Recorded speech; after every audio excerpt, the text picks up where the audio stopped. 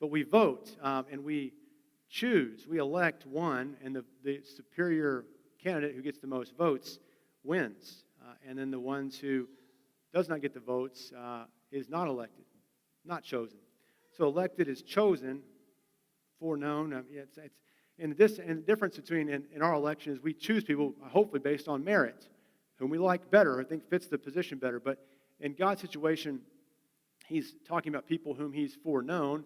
In our situation, we know from early in Romans that no one is righteous, and so he's not picking people based on foreseen righteousness or foreseen faith, because if that were the case, he would pick no one, but he has loved them in order that, if you see the verse, that they might be conformed to the image of his Son. So he's chosen them, forechosen or foreloved or foreknown them to be predestined to be conformed to the image of his Son, not because they already accurately demonstrate Jesus' love toward everyone they ever meet and are going to believe, but no, they're predestined to be conformed to the image of the Son. So it's in light of the purpose. They're chosen with a purpose to be an image of Christ, an analog, a picture of Jesus, to be like him, that he might be the firstborn among many brothers.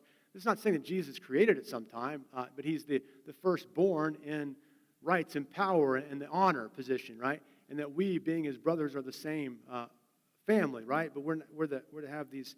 He's to have these associates, these brothers alongside of him that will be conformed to his image, to look like him. That's what Paul is saying in Romans 8:29. Predestined to every spiritual blessing, to be conformed to the image of his Son, forechosen, foreknown. Think if you didn't know that. Think if no one's ever told you this. People hear this for the first time. I saw it on college campuses when I was a campus minister. I've seen it in church. I've seen it in my own experience. And people go through a phase when they understand this for the first time of a cage stage. Like, I've got to tell this to everyone I know. My church who never told me this, I've got to go tell them this, because this is earth-shattering, that God chose me before I'd even done anything good or bad. He loved me in spite of everything I was going to do evil and sinful. He loved me and purposed for me to be conformed to the image of his Son. I cannot believe that. That's mysterious, how God could love me, a sinner, like that.